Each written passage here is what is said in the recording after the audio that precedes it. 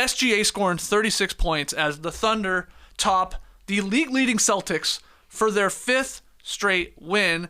And it does feel, to put myself in the producer role of those sports debate shows, Trey Kirby, 2 questions coming out of this. Is OKC the best team in the league right now?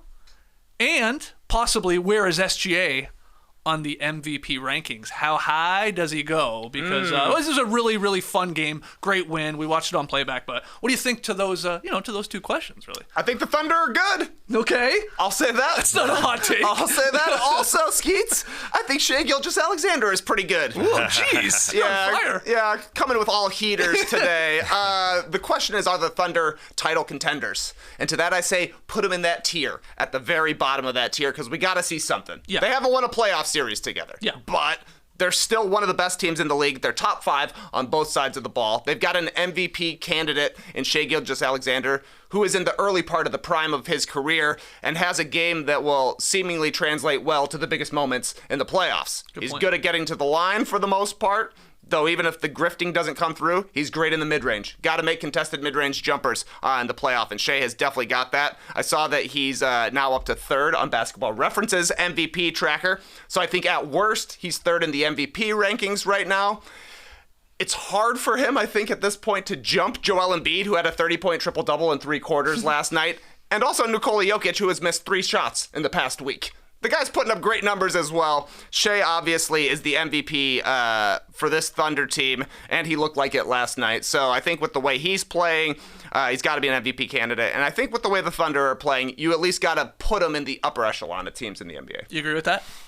They belong in that contender status. I do think, with their net differential being the highest in the Western Conference, you look at them and you say, well, they're the best team in the West.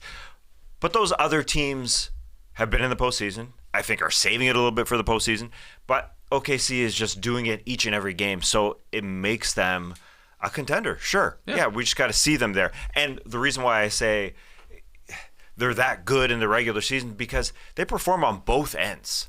And when you watch this team and you think, okay, well, Shai can go off for 35 or whatever, but because they are top 5 in offense and defense, every guy contributes. Mm-hmm. Every single guy in every single way. That's what makes it fun. Like watching Chet Holmgren last night block Jason Tatum twice, that was awesome. Then he blocked Kristaps Porzingis in a standing position. He didn't jump. He's pretty smart in that he doesn't jump everywhere and that he can box out everywhere. They're just smart on both sides. You got Cason Wallace coming in. He's a 6'3" guard, but he'll grab you that offensive rebound like he did last night. Then he'll foul Jason Tatum at the end of the first quarter when Mark Digno said, you know what, I'm going to challenge that. And I like that they're fighting for their coach as well. I think the rest of the that almost came quarters, back to bite them in the ass a couple times. A little bit, yeah, sure. But everybody's fighting. Kenrich Williams got a nickname called Kenny Hustle.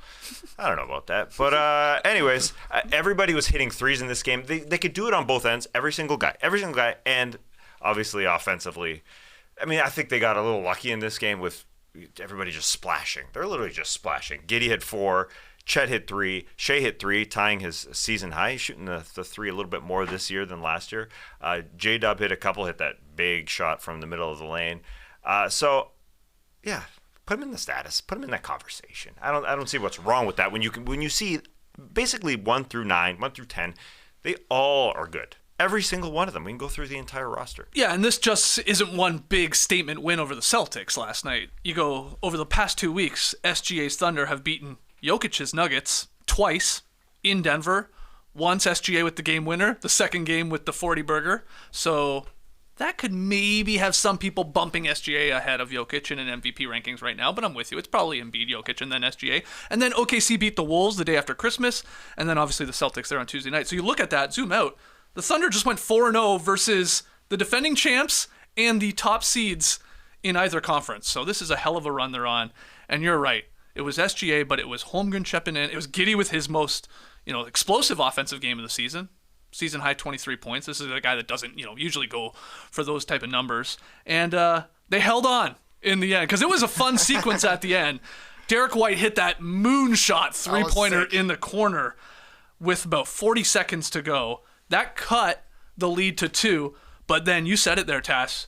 J-Dub. He responded with a grown-ass take against Tatum. TK and I on playback were going nuts. Like, Tatum's a big dude, and he just sort of put his shoulder into him. He bounced back a little bit and hit that little sort of jumper floater there in the lane. That's great his spot. answer. That's where he hits shots from. He didn't even have J-Dub a great game, but he sort of stepped up in the fourth quarter when it got close. And then Porzingis hit that, I was going to say 3 in the left corner with about 4 seconds to go, but it was called a 2.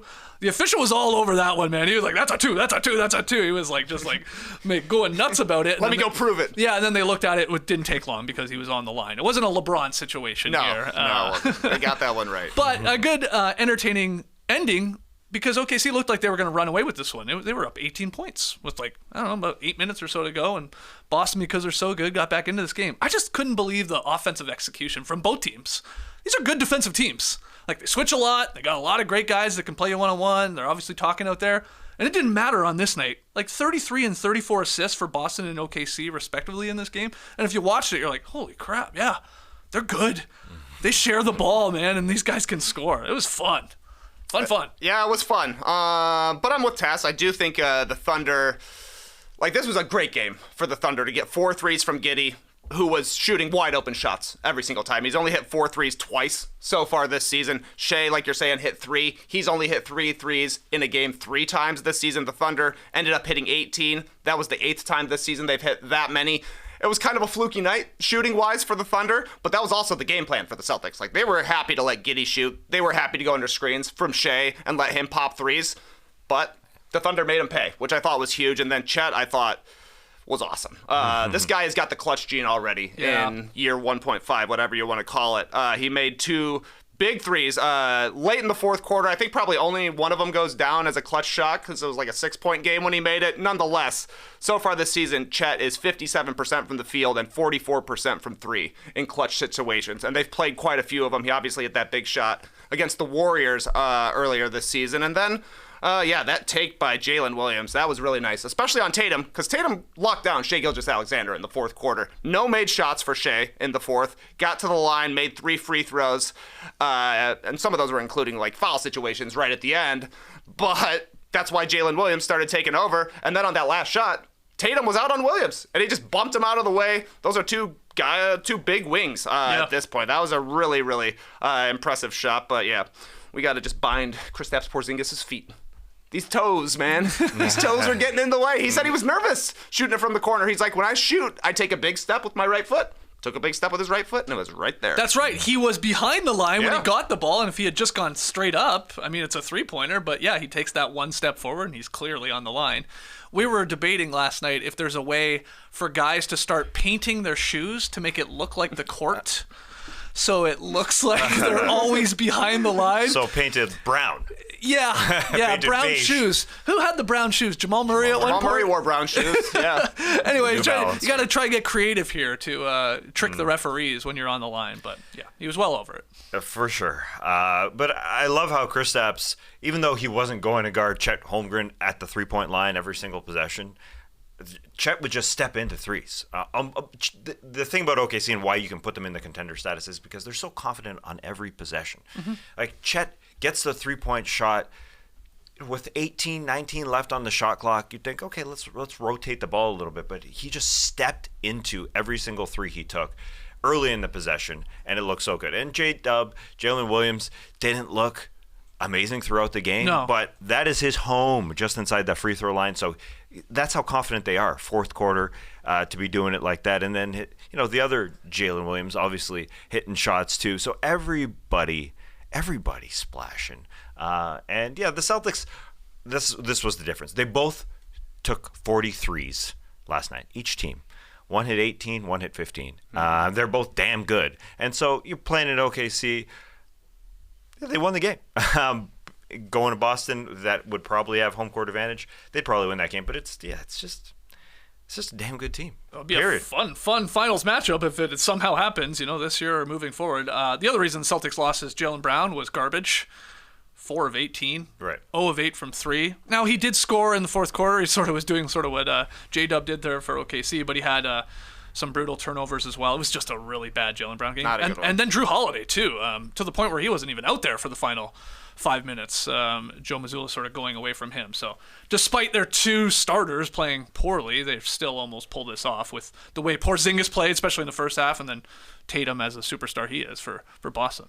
Other funny note from this game, did you guys catch Jalen Williams, the big Jalen Williams, and Trey Mann, I believe it was, with a very weird two-man clap on the bench? It was late in the game, and you could see them here in the background doing, and they'll commit to it here, yes, as they double clap. One man on top and one man on the bottom there. And I don't know if they've practiced this before, or if it happened just naturally there. I think they were freestyling in the forest, because I think what happened was perhaps it was Giddey got subbed out. Trey Mann is asking for the high five, but no court awareness. Didn't see it. So Jalen Williams had to go in, just gave him a couple slaps to start, but then they're like, this is kind of funny. Let's really go for it. They tried to go for it. Good stuff. Anything else from the Thunder Celtics? Well, yeah, you guys were on playback for the group watch. I was a little too tired to join, but I was even getting excited watching this game because, number one, it was just great. But every close-up on the fans in that arena in OKC, you could see, first of all, they're just jumping up. But playoff-like atmosphere for sure. It was. Yeah. But they're also screaming, "Let's go!" Every player, every guy, at least. Yeah, every guy. Didn't matter the age. Even if you're 50, 60, I saw a dad with his son, I think, yelling, "Let's go!" And that's got me saying it. I didn't say it for a long time, but I'm in it. You held off saying "Let's go"? Yeah, until that last moment. night. Till now. And I was a little too tired. Yeah, that's what people say all the time. Yes. Yeah, I'm in. We were joking that every shot of the crowd in OKC was a bearded man screaming "Let's go" or going like that. Like, they have so many bearded dudes in OKC that are pumped and they were into it. And how can you blame them? Because they got the win there. They switched to it. They switched to it, which is nice. Sometimes you don't get good fan shots. Oh yeah, they do it a lot. They were committed. They were committed there on OKC.